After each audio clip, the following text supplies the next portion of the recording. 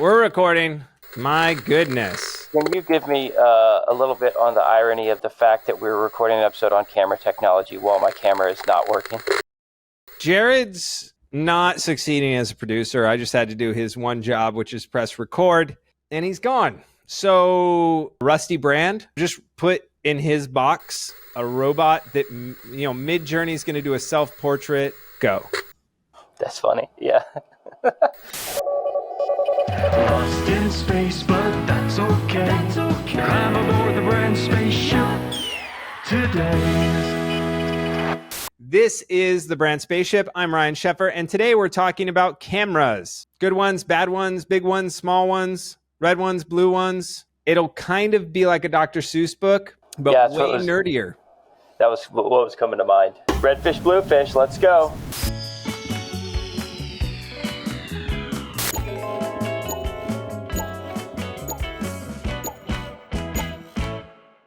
The first topic on this, cameras, is if you look at TikTok or any short form video, increasingly, it's just fine to use your phone. I'll give you a short story about Mile 80. Story time with Brian. Mile 80 used to make TikToks for Walmart. How you doing? And got fired. Now, I'm not mad about it. Let's just say the leader in low prices is the leader in low pay. $4.44 per hour. $4.44. What about the benefits? So, not the worst. Call us again, Walmart, but I'm just being honest. It wasn't the most lucrative. It was a little tricky to work with, but I had nice people we worked with there. The point is, we were shooting kind of high-end TikToks. That's what they thought they wanted, was higher production value. And then they showed me what they liked, and it was someone's phone. And I say we got fired, but I kind of was like, hey, I don't really shoot things with my phone. So maybe you should just work with this person who has a phone versus doing what we did before, which is you asked us to kind of shoot a commercial that got formatted for TikTok. That aside, it's very obvious when you go on TikTok, you go on any of these social platforms now with any sort of short form video, phones are used all the time. So why is it that we still talk about production value? Production value! We still shoot with higher end cameras. I think there will always be a space for brands wanting to look sexy, look high end. Maybe not. Maybe in the future, it's all just like, who the heck knows? I'm not even going to theorize. I don't think we're that close to the phone replacing a high-end cinema camera, but I also think the amount of types of content that require a high-end cinema camera are much, much, much lower than they've ever been before. I recently shot a spot that I also directed for... Whoa! Producer Jared is here, everyone. I don't know what happened, but here we go. It literally looked like you just like appeared like Kramer or something. Hey. Hey! Thank you to this website that we use for putting me through this. It will be a source of anxiety for the rest of my life. I know I'm not supposed to mention Kramer, so onward. Made a mistake. All right, so let's talk about iPhones. I'm going to grab two camera packages really quick. Okay. Oh, you do have legs. Case closed, everybody. Ryan does have legs. It was previously unconfirmed. All right, I'm back. I don't know if I told you, though, we have a great visual effects team, so it's really hard to know if those were real or not. All right, so we're going to go the three levels of cameras, okay? And this is going to be not completely accurate. There are many more levels, but we have the phone, right? And the phone, I have a 360 camera and a GoPro over there. We don't need them. They're all in the kind of same ballpark, small sensor, smaller lenses, mostly auto. We then have like the DSLR, which is, I'm going to get judgment on this. This is kind of like an old lens. This is a Canon R5C. It's about a $4,000 camera. It has kind of a crummy lens on it, even though it has a red ring. This is a 24-105, whatever. This takes outrageously good footage. However, it is not as good as this, which is our red V-Raptor, which that whole package that's as it's set up is about $32,000. Right? So it's like, this is your phone. You just have it. We're calling this zero. An iPod. A phone. Let's talk about iPhones. My perspective on iPhones has shifted recently. Are you getting it? This project we did for Velotrick, we literally had iPhone footage involved in it, and I thought it looked great. It added a different texture. It added a different feel, and we cut that against a red V-Raptor, which is, unless you go Area Alexa, it's top tier. right? There's big movies that get shot on it. I think it's the exact camera that was used on the most recent Guardians of the Galaxy, right? So that, it's like, oh my gosh, you can cut that with an iPhone. It's like, yeah, they don't look the same, but it's interesting, potentially, right? One of the reasons why I think you're seeing these phones be used more often is it's a way to feel relatable in a world that is digital. So it's like everyone knows what a phone looks like. That's what their friend shoots them on. That's the home video look. So brands being connected to a phone makes them feel more connected to the individual themselves. Versus if you go and shoot everything on a Red or an Airy camera, no one has those, right? Very few people have 6-figure camera packages that they're filming children with. If you go on Vimeo, you may think that's different, but there's like 6 of those guys and they all just like comment on each other's videos like, this is beautiful, man. Anyway, phones feel more personal. They make brands feel more personal. It makes people think that the brand is closer to them. It makes sense that they're being used. And because of that, we've opened ourselves up as a company at Mile 80 to integrating iPhone footage with really high-end footage. One of the reasons for that isn't just because they make them feel more personal. They make the content feel more connected to the individual, which it does. It's actually because they've just gotten a lot better. There are a few different things that have happened on the iPhone in particular, which is the phone I have, but there's versions of this most places. The iPhone, though, recently started to be able to record ProRes files in video. The other thing's probably the ability to have image stabilization. The image stabilization is fantastic, but ProRes is really the biggest thing. So I want to say this. When you see high-end camera footage versus low-end camera footage, the biggest thing that really is going to be different is going to be the bit depth and the bit rate of the files. Now, you can shoot in ProRes 4K at 60 frames per second when recording directly to an external drive. ProRes is an industry standard 10-bit color, and I don't even know the bit rate for ProRes, but it's pretty high. The files are much bigger when you record on your phone that way. You have to go into the settings and set it to do that. But once you're doing that, you are shooting in an industry standard file format. You're getting 10-bit color. And I know most people at a brand on the brand side, they're like, what is 10-bit color? Here's the simple version. 8-bit color is... Beware of the following display of human confusion. Viewer, please refer to the captions for rectified information. Something like 256,000 colors. And then 10-bit color is something like billions of colors. Someone will check this for me. Certainly, Ryan. I already did.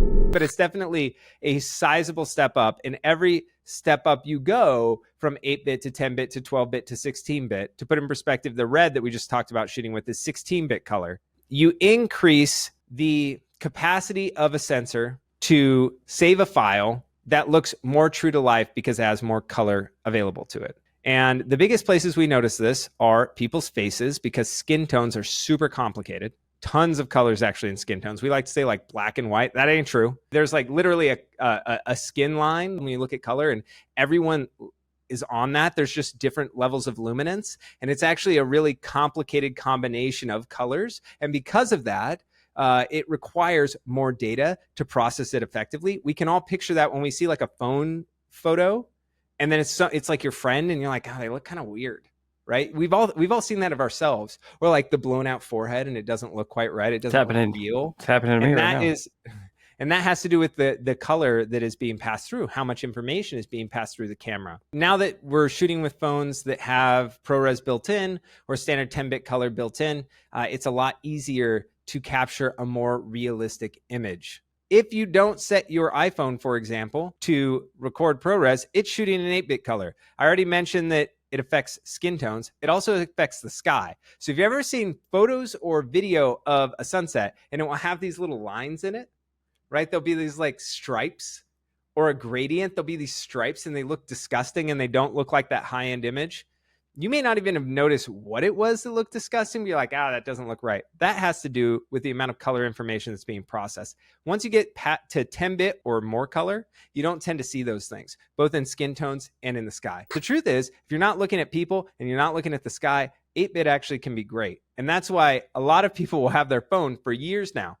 And they'll have that one photo they took with their phone where they're like, that looks better than anything I've ever taken. And it was because it was the right combination of the amount of light hitting the sensor, et cetera, that made it so it was fine. It didn't need the really, really insane processing power, sensor size, bit depth, all these things that the big cameras provide. One simple way to think about why is it that you would go with the big fancy camera and not the little iPhone camera, it actually has to do with when the footage is messed up. Like, how much can you save it? I'm not going to spend time going into log footage, which iPhones can shoot through different apps. I'm not going to dive into any of that. But the point is that there's a $100,000 camera package that gets purchased. And one of the main reasons you don't use a phone is because if you shoot wrong, there's a lot more you can do to fix it. Now there's going to be like cinematographers in the comments like, this is wrong. This is not how this works. And it's like, I get it. We have the ability for the image to be more flexible in more situations. We have that happening because of color bit depth, and we also have it because of sensor size. The sensor is basically when the light comes into the lens and it hits something on the camera. That used to be the film itself, and now it's some sort of computer chip called the sensor. I'm not smart enough to know exactly what it is, but it has these little dots on it called photosites that are basically the pixels. When we talk about how many megapixels does an image have, is it 4K, is it 8K, whatever, that's how many little dots of light sensitive computer chip exist to accept the signal and process it. The bigger the sensor is, the more light that it can process. In a way, the bigger the sensor is, the higher the quality of the image. It does not exactly work that way, but I don't want to dive into the details of like how big is a photosite. But suffice to say, some sensors are about half the size of your phone. Your phone doesn't have a sensor like that. When you're dealing with these little tiny lenses, that means that the sensor itself is proportionally sized, versus that's why when you get into big Hollywood cameras, you'll see lenses that are huge, and that's because they're letting in the most light possible. Again, camera assistants and cinematographers will argue with that, but I'm trying to keep this at kind of a higher level. The point is, if you're able to capture more light onto the camera, you're going to get a higher quality. Now, do you need that? There's a big old question mark. I know. There's optionality too, right? So with high-end cameras, you have manual everything, manual aperture, focus, and this makes it really, really easy to make sure that all of your footage from the beginning looks cohesive. You're starting with the same base. With an iPhone, mostly automatic. So if you're taking a shot of somebody and they're walking, the light changes. Well, the iPhone reacts to that. And all of a sudden, halfway through your video, you have two completely different shots, right? And then trying to maintain consistency from shot to shot to shot. I mean, good luck. Yes. Yeah, more manual control is definitely a benefit of going with a higher end camera system. But at the same time, my reaction to that is like, well, there are plenty of brands that are just built on iPhones. We know what iPhones look like. And that's fine. It's more, here are the differences that make the camera, sexy. Like, this is what you're paying for. This is what makes it sexy. You got a bigger sensor. You got higher bit depth with color. That's what we're looking for with high end. That's what it is when you go and you say, why does my phone photo look like this? And it doesn't look like a movie. It's like, I could spend a lot of time getting super nerdy, but suffice to say that in many circumstances, a phone at this point is good enough. You can get that 10-bit color. We're no longer stuck in 8-bit color. We have stabilization, so you can just hold it and it doesn't look all shaky and weird, which is another thing which is very interesting to me. Before that level of stabilization built into phones or cameras in general, like little DSLRs, one of the biggest things that made footage look like it was from a movie was actually because it was shot on a big, heavy camera. So the way that it has to move is different. These two almost look the same. They really do. They almost look identical. The crazy thing, Jared, one of the big differences is that the heavy one looks better because it's heavy. Bear with me here. Our understanding of like what looks like a movie is based on movies, right? Like, duh, right? So the movies we've seen.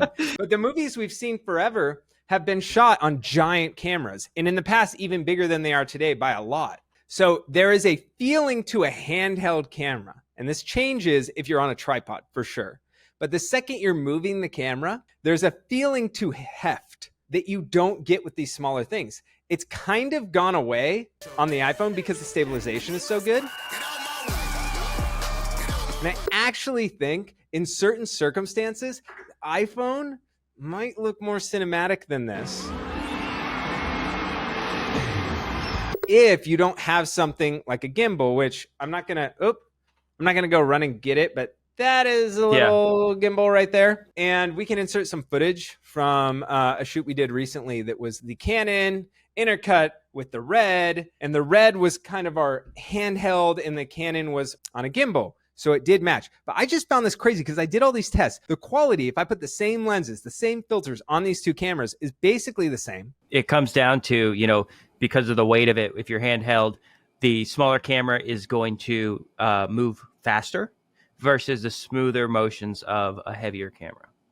And it isn't even as much faster. It's also like how you hold it. It's how your hands, it's a very subtle thing. And I really believe that when people say that looks like it was shot on a movie, there's a lot of things that are going on to make people say that. But one of the main ones is actually just how heavy the camera package was. And so I actually do believe if you're going to shoot on these smaller cameras, just put a bunch of weight on them. Literally, you could put a sandbag on it and put it on your shoulder. It will look more cinematic.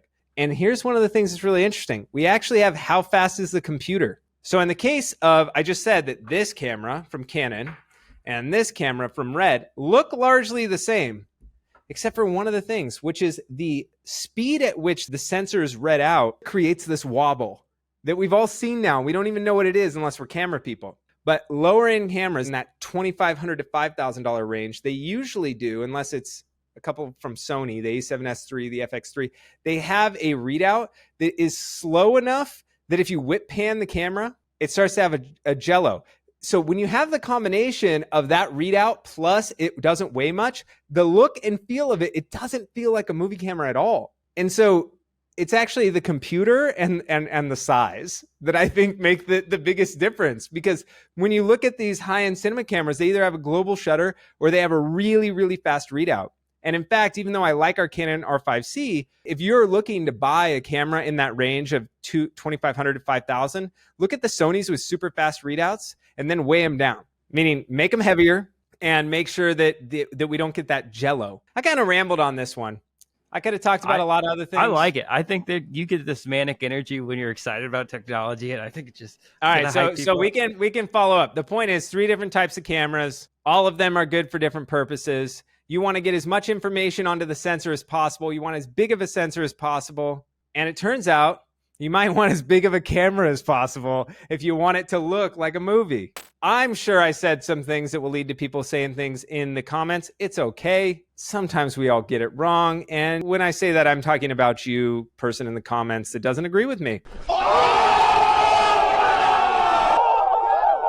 Much love. This has been The Brand Spaceship. This episode was about cameras. If you like nerdy stuff, tell us you like nerdy stuff. I am a giant nerd masquerading as Jesus in space. Peace out. See you next episode for the greatest day of your life.